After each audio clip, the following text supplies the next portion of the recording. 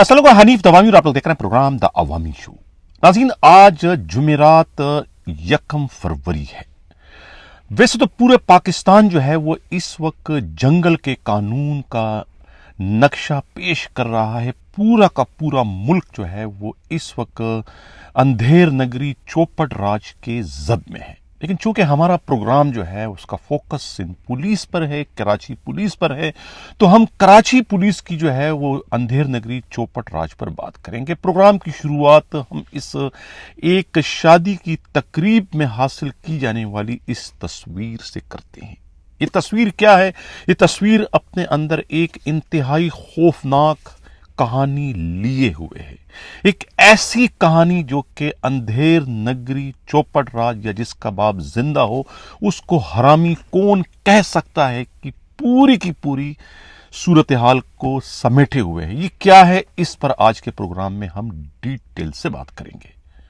ये तस्वीर नहीं है बल्कि एक ऐसा आईना है जिसमें खुद सिंध हुकूमत के साथ साथ सिंध पुलिस को भी जो है वो अपना मकर आलूद चेहरा देखने की जरूरत है। दरख्शां थाने के SHO कलीम मूसा को बिल आखिर उनके तारीखसाज आमालनामे कारनामों के नतीजे में SSP साउथ साजिद आमिर सदरुजई की जानिब से शोकाज नोटिस दे ही दिया गया। और क्यों गॉड फादर ट्रैफिक पुलिस के जो हैं वो हर लिहाज से अपने DIG पर सबकत ले जाने में कामयाब हो गए। अपनी घर की मुलाजमा, अपने बच्चों की आया और अपने घर में शानदार किस्म के खाने तैयार करवाने वाली खातून की तनख्वाह वो सिंध पुलिस से वसूल करवा रही हैं। इसको कहते हैं जो करना है कर ले। हम चलते हैं बाज़ाब्ता अपने प्रोग्राम की शुरुआत अपने टॉप स्टोरी से करते हैं। नाज़रीन, ये तस्वीर जो आप लोग इस वक्त देख रहे हैं ये कराची में एक शादी की तकरीब से हासिल करदा है, जिसके लिए मैं शुक्रगुजार हूँ उस शादी में शिरकत करने वाले एक DIG की, जिन्होंने ये तस्वीर ख़ास तौर से जो है वो हमारे इस प्रोग्राम के लिए न सिर्फ खिंचवाई है, बनवाई है, बल्कि हमें भिजवाई भी है और उसके साथ साथ उसकी पूरी कहानी भी बयान की गई है। कराची से हमारे नुमाइंदा खसूसी हमराज राही ने जो एक रिपोर्ट भिजवाई है, उनकी रिपोर्ट के मुताबिक इस तस्वीर में एक तो दूल्हा है। दूल्हा भी एक ऐसे पुलिस के बहुत बड़े अफसर के हैं जो कि साबिका IG सिंध रह चुके हैं और इस वक्त किसी और डिपार्टमेंट में जो है वो एज आ जो है वो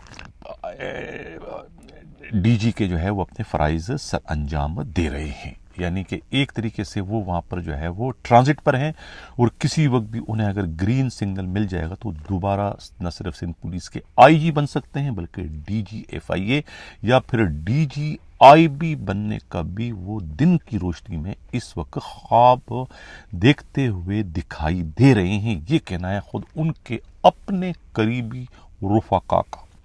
ये जो DSP मौसूफ हैं, इनके खिलाफ पिछले दिनों जो है वो खुद पीराबाद थाने में एक मुकदमा दर्ज किया गया था। पता नहीं पीराबाद है या मोमनाबाद है, लेकिन वहाँ ये एक FIR कमाल नसीम सिद्दीकी जो DSP हैं वहाँ के, उन्होंने दर्ज किया था। अगवा बराए तावान के साथ साथ डाका जनी और लूट मार कर 3-4-5 करोड़ रुपए की डाका जनी की वारदात की थी। कराची पुलिस की तारीख का ये एक बहुत बड़ा वाक़या था, जिस वाक़े ने खुद सिंध पुलिस के IG रिफत मुख्तार राजा को भी जो है वो हिला कर रख दिया था और वो तने तनहा इस सारे मामले को लेके चले थे, जबकि पूरी सिंध पुलिस और पूरी की पूरी सिंध हुकूमत जो है उनके इन नेक इरादों की राह में जो है वो एक सीसा पलाई दीवार यानी दीवार चीन बन चुकी थी, जिससे उबूर करना जो है तने तनहा IG के लिए जो है वो मुमकिन नहीं था। लेकिन जहां तक उनकी कोशिशें थी वो कोशिशें करते रहे और उन्होंने अपने इख्तियारात का इस्तेमाल करते हुए उस DSP को सस्पेंड कर दिया था।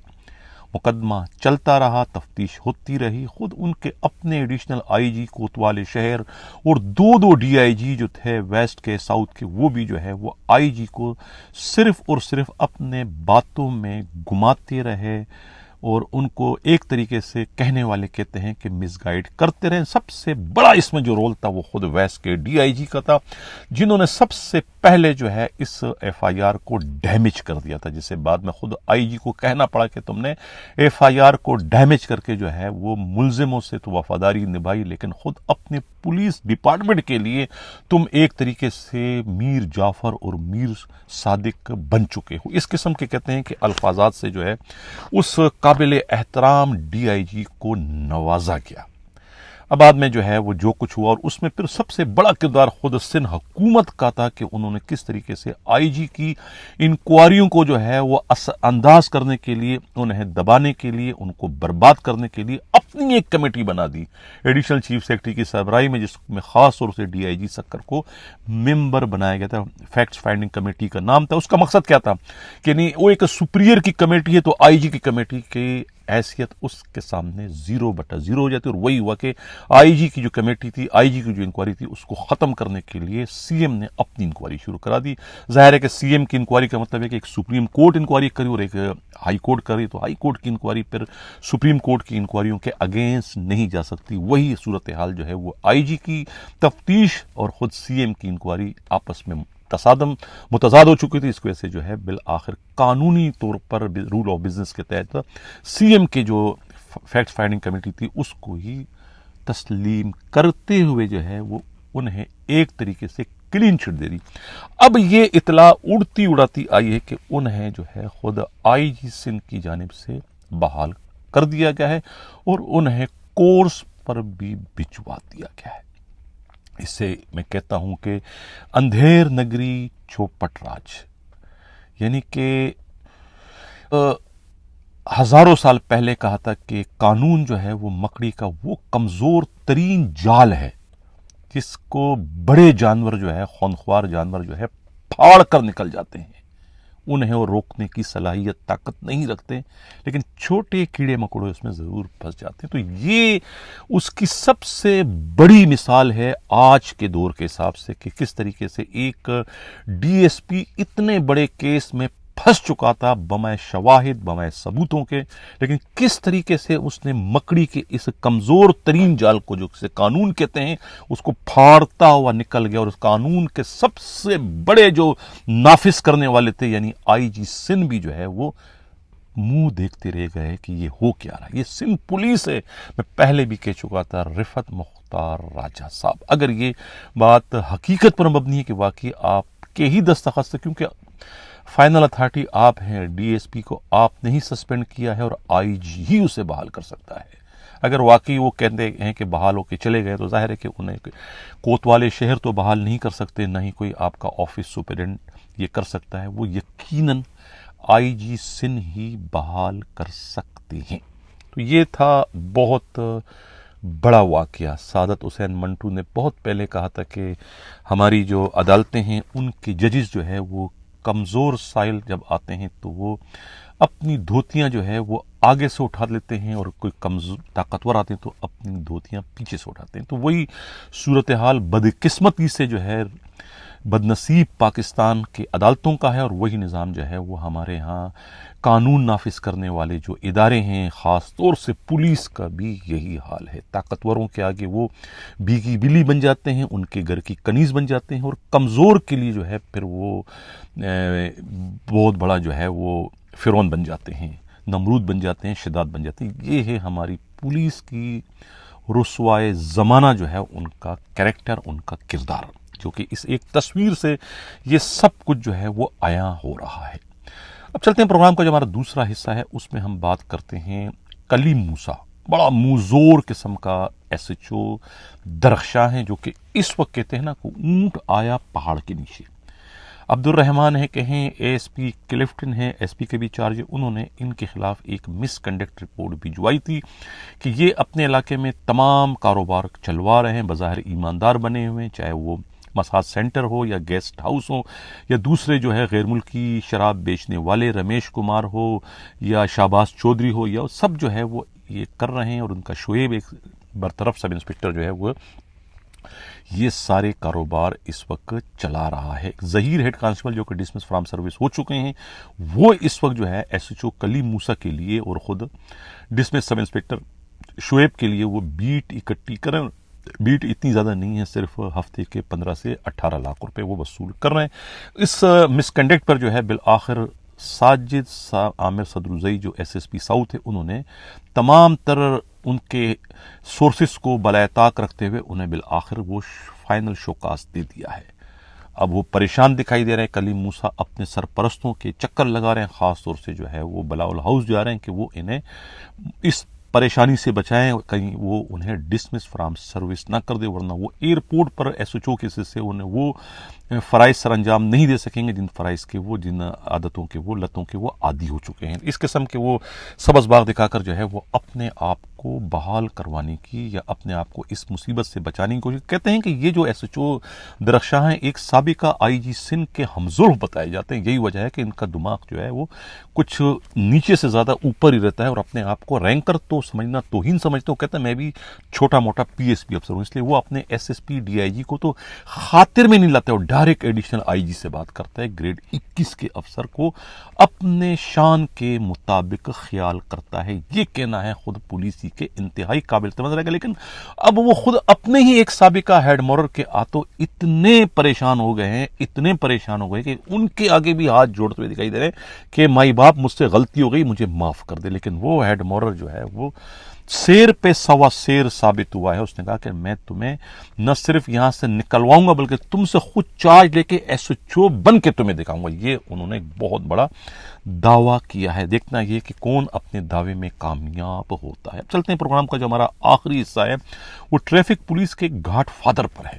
گاڈ فادر ہے اور انہوں نے اپنے آپ کو گاڈ فادر ثابت کر دیا. سندھ پولیس کے سابقہ آئی جی جو کہ گاڈ فادر تھے، جس کی وجہ سے میں نے یہ اصطلاح جو ہے وہ دریافت کی تھی، یہ ان سے زیادہ باثر اس وقت ثابت ہوئے گا. عزیز فاطمہ نامی ایک خاتون ہے جو پچھلے کئی سالوں سے جو ہے وہ ان کے گھر میں خانسامہ بھی رہی ہے، کھانے پکاتی رہی ہے، ان کے بچوں کی آیا گیری کرتی رہی ہے، گھر کے تمام کام کرتی رہی ہے. انہیں بالآخر جو ہے وہ پولیس میں ملازمت انہوں نے دلا دی 3 سال پہلے، اور ایک دفعہ ان کی صرف انٹری کرائی تھی پولیس لائن میں.